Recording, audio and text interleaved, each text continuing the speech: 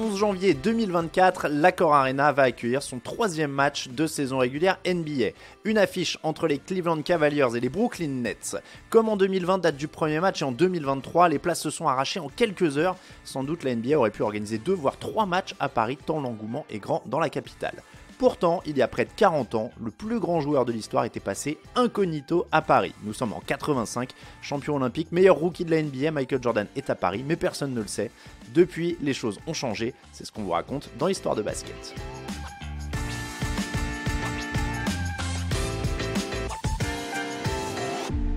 Michael Jordan qui se balade au Trocadéro, seulement reconnu par une poignée de badauds. C'est surréaliste, mais c'est ce qui s'est passé en 1985.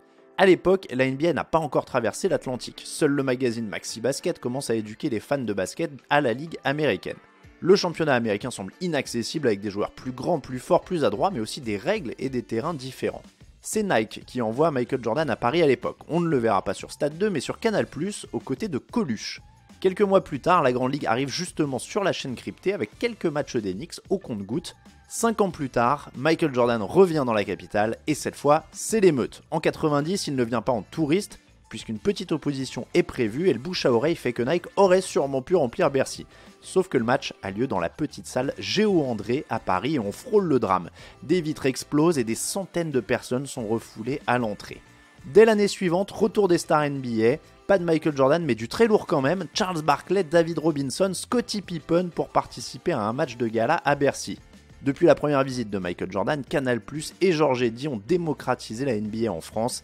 Les maillots de Michael Jordan et Magic Johnson, mais aussi leurs chaussures, sont légion dans les cours de récré et sur les playgrounds, parce que le streetball est apparu à son tour.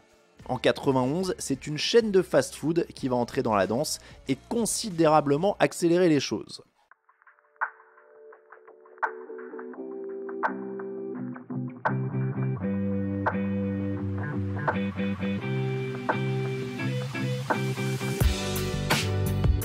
En octobre 91, ce ne sont pas un ou plusieurs joueurs qui atterrissent à Paris, mais bien une équipe NBA entière, et pas n'importe laquelle, les Lakers de Magic Johnson. Finalistes vaincus par les Bulls de Michael Jordan en juin de la même année, les Purple and Gold viennent à Paris pour disputer l'Open McDonald's, une sorte de championnat du monde des clubs. Le plateau est constitué, en plus de Magic Johnson et sa bande, de Badalone, Split, triple champion d'Europe en titre, et Limoges. Après avoir disposé du CSP d'un certain Richard Dacoury en demi-finale avec 21 passes décisives de Magic, les Lakers affrontent la Juventus en finale. Un match bien plus intéressant que prévu. Certes, les Californiens vont mener 19 points, mais Badalone revient et offre des ultimes minutes à suspense. Une sortie de balle litigieuse donnée à Los Angeles confirme le titre des Angelenos, provoquant la grande déception des Espagnols qui y ont cru. Les Lakers s'imposent finalement 116-114 avec 16 points et 17 passes décisives en finale pour Magic Johnson, qui est logiquement élu MVP du tournoi. 3 ans plus tard, c'est la consécration. Le premier vrai match NBA a lieu à Paris. En 1994, le monde a changé, la Dream Team a tout balayé sur son passage aux Jeux Olympiques de 1992, la Ligue nord-américaine est devenue mondiale, Michael Jordan est une superstar aussi connue que les joueurs de foot. Pour satisfaire le public français, la NBA propose un match de pré-saison entre 2 des équipes les plus sexy du moment, les Warriors et les Hornets. Ce ne sont pas les Lakers contre les Bulls, mais le public français a appris à connaître les jeunes vedettes. Et en théorie, il y a du très beau monde sur le parquet. Larry Johnson, Alonzo Mourning, Chris Webber, Latrell Sprewell, Tim Hardaway ou Chris Mullin. Sauf que peu d'entre eux sont en tenue et la NBA décide plutôt de communiquer sur un duel improbable, Muggsy Bogues face à Manute Bol, le plus petit joueur de la ligue contre le plus grand. À l'époque, on ne parle pas encore d'influenceurs, mais la NBA compte notamment sur Dorothée, idole des 3 à 10 ans, pour faire sa promo. Toute la génération qui a été nourrie aux exploits de Michael Jordan et Magic Johnson est présente et elle va enfin voir pour de vrai un match NBA. Sauf qu'à l'époque, on ne sait pas que la pré-saison ne vaut pas grand-chose. Le match n'est pas franchement intéressant, les vedettes sont absentes ou blessées, les coachs font tourner un max. Pas grave, la France a eu une part de rêve et le meilleur reste à venir.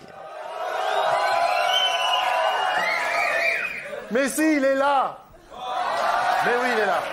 Alors je voudrais, avant Remercier les maisons Nike, Gatorade, Oakley Wilson, McDonald's, CBS, Sportline, les céréales Wheaties, les vêtements Coach Leather Products, les sous-vêtements Heinz, la maison Chevrolet, ABC, les piles Rayovac, Warner Bros, les téléphones WorldCom, les parfums Bija et les rillettes Bordeaux Chanel, mais c'est juste pour moi parce que j'aime le porc, qui nous ont prêté pour un soir ce qui se rapproche le plus d'un dieu sur cette pauvre terre, Michael Air Jordan, s'il vous plaît.